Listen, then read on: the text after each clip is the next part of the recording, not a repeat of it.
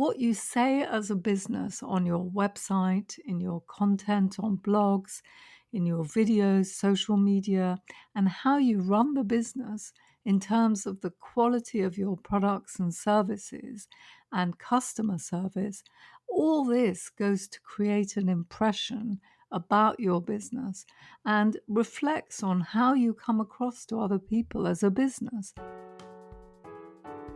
Hello and welcome to Brandtuned, the show for entrepreneurs where we discuss personal and business brands to give you ideas and inspiration to stand out, win business, and be heard in a noisy world. I'm Shireen Smith, lawyer, author, and curious business owner, keen to uncover what moves the needle in branding.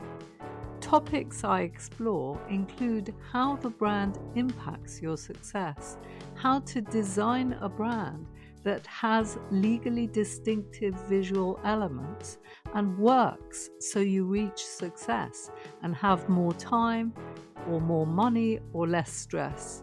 I also explore the role of intellectual property and brand protection and monetizing your brand using franchising or licensing. Subscribe to find out more. Gosh, isn't it hot this weather? I've had to move downstairs to a cooler room in the house because it's just so hot in my study. What about you? How are you coping? This week I went to introduce a solicitor I knew in London to my daughter who's buying a flat with her boyfriend, only to discover that he died in early 2019. I later discovered he'd had a massive heart attack and never woke up. He was fit and healthy and not on any medication.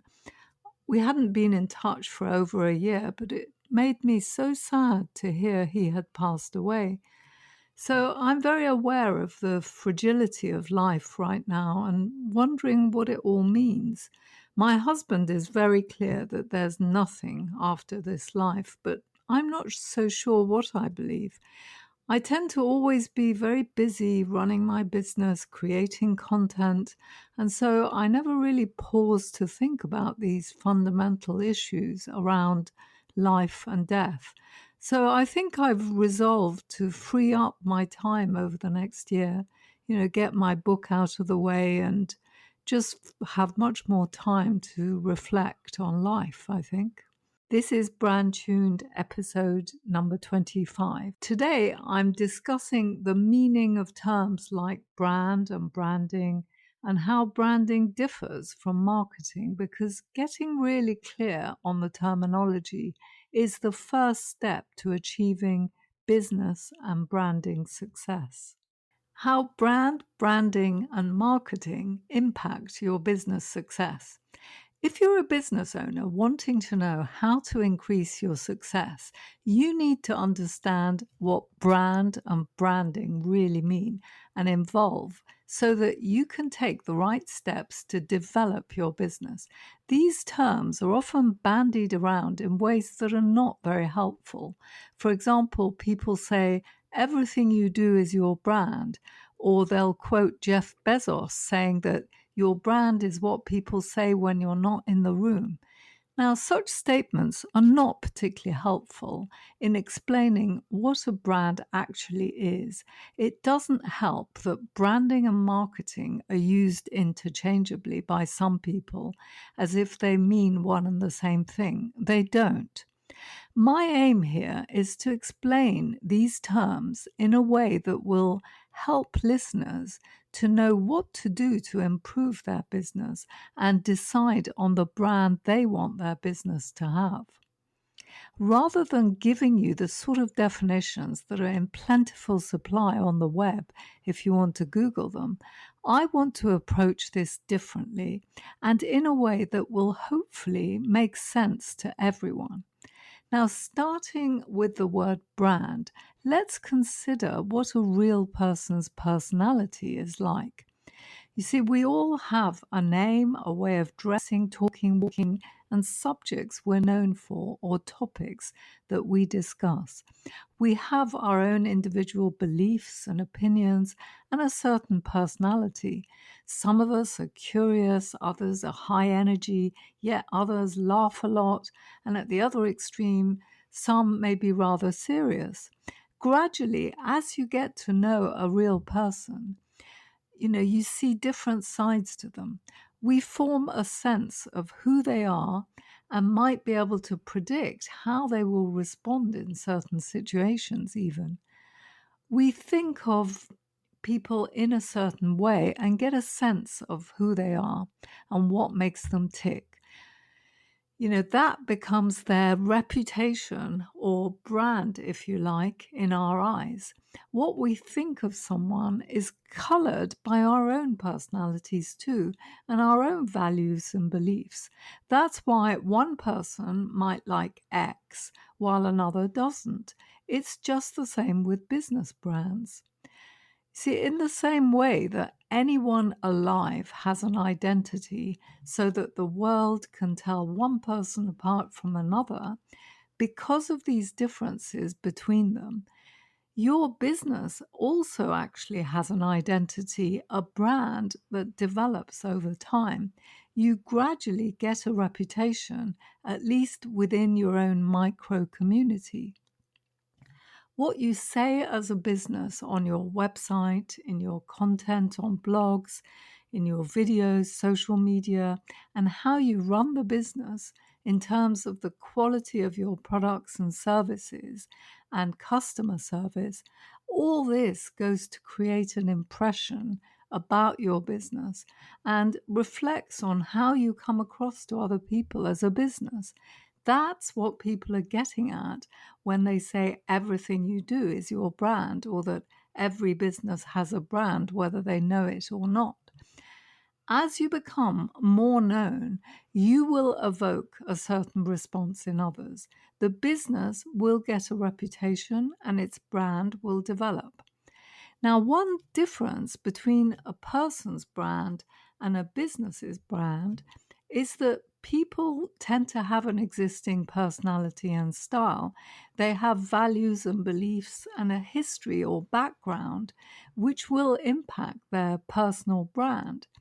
You see, the way you act, what you've studied, your career, your previous history will all go to create the impression that you make in the world. While it's certainly possible to manage your personal brand, that is, to control the face you present to the world by choosing the topics you will publicly talk about, on the whole, it's not possible to package an individual up to appear in whatever form they want to present to the world. A newly created business, on the other hand, is a blank slate. It will develop a reputation, that is, a brand, say, but the difference with a business is that you need to decide what its brand will be. You do that as part of your decision making about how to design your business. You see, you get to decide in advance what you want the business to be known for, and you don't need to leave it to chance for the brand to develop haphazardly. Design is about how your business will work, not just how it will look. Although your business's looks do matter, of course, just as an individual's looks matter and impact the impression we form of them, it's a mistake to assume that a brand is just a logo or just about how it looks. That's too narrow a definition of brand. A brand is primarily about substance and essentially what your vision, mission, and values are for your venture and how you turn your knowledge, skills, and insights into a new concept and business are some of the considerations involved in designing the brand. See, ideally, you will do that before you get a visual identity. The business's identity is quite separate from your own personal brand, even if you're a sole trader running your business single-handedly. A company is a separate person in the eyes of the law, so your business's identity will be separately identified because it's a business, albeit it will be an extension of you if you're the only one identified with it. But the business will have a different brand to you personally. Once you've worked out how you want to be known as a business, you can get some designs to help support the overall impression and feelings that you want your brand to evoke and convey. For example, if you want to look premium and expensive, the designs your brand will need would differ to what you may create if you want to indicate that you're the lowest cost provider in your sphere of operation. It's a good idea to think in advance about what brand you want your business to have, how you want it to be known, what products and services you will and won't offer, what its approach will be, how you want to leave customers feeling after they've engaged your services or bought your products, instead of leaving the business's brand to develop randomly over time. Decide what you want to create in advance and what reputation you want your business to develop. A common misconception people have is that you have to be a big household name to be a brand. Now, while there is undoubtedly a difference between a brand that's well known, such as the Apples of this world, and one that's still relatively unknown, it's nevertheless the case that every business, and indeed every person, is a brand in the sense of evoking a reaction and making an impression on others. Some brands are just less well known than others. Some may be well known to a micro community, and others may not yet be known because, for example, they're getting started. Brand is a tool to distinguish one organization from another. Consciously thinking through the brand you want to create will help you to develop a brand that contributes to the long-term growth and prosperity of your business. As founder of your organization, you need to think about your vision for the business. What is your mission and what's important to you? I'll cover brand strategy in next week's episode to help you become clearer on creating the right brand in your business. By thinking about every detail of your business, you can build the brand you aspire to be. People often assume this brand thinking is a one-off event to do during branding, and then they forget all about it afterwards.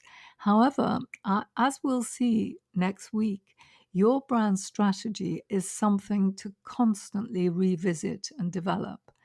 If you don't create a successful business that meets a market need, then no amount of visual identity branding will turn your business into your desired type of brand. This leads into the second word I want to discuss today, namely branding. Now, branding is the activity of creating the visual identity for your brand.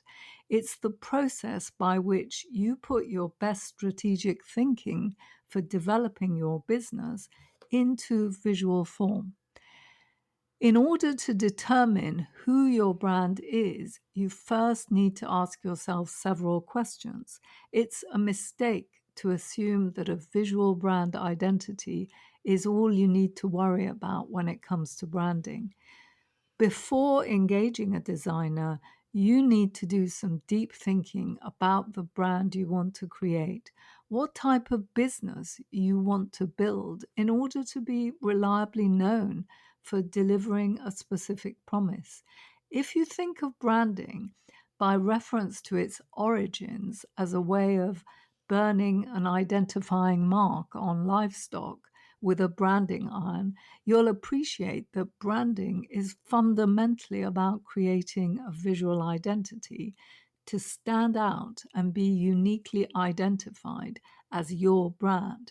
the identifying marks applied to cattle soon evolved into a stamp of approval and a source of origin.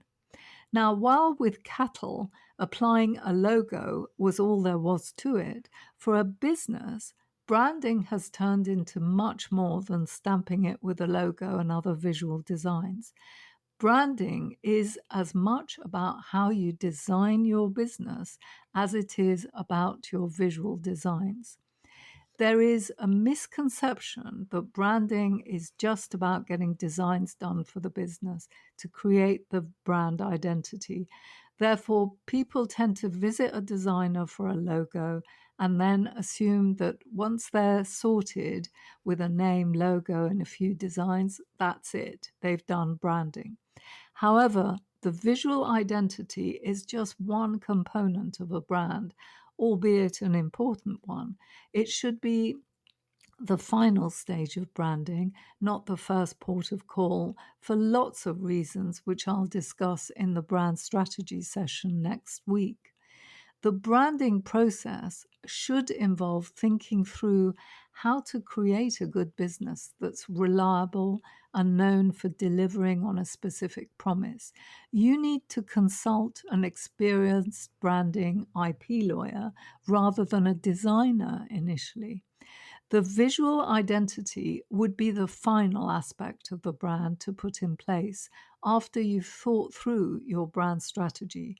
First, you'd need to think through what the market opportunity might actually be in your space, how IP impacts you, choose a name that's legally distinctive, and many more issues that I'll discuss next week.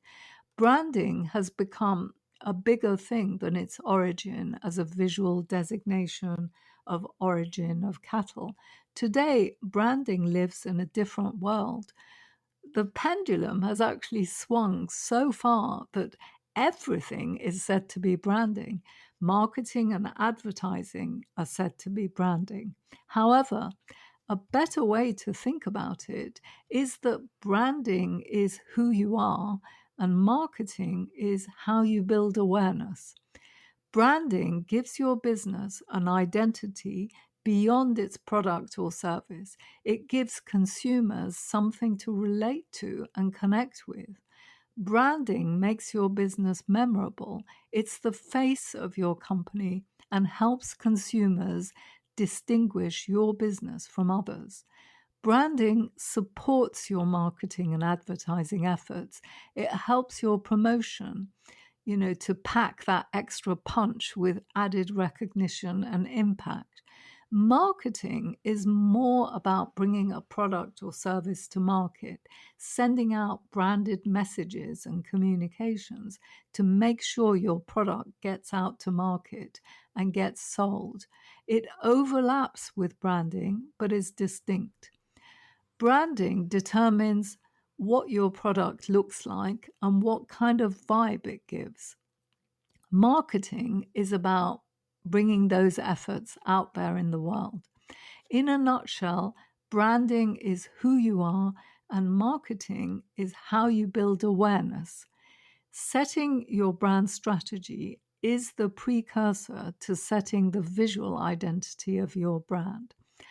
As the brand becomes known and develops a reputation, it will acquire pulling power so that the name alone will attract customers who positively want to do business with it rather than with the competition.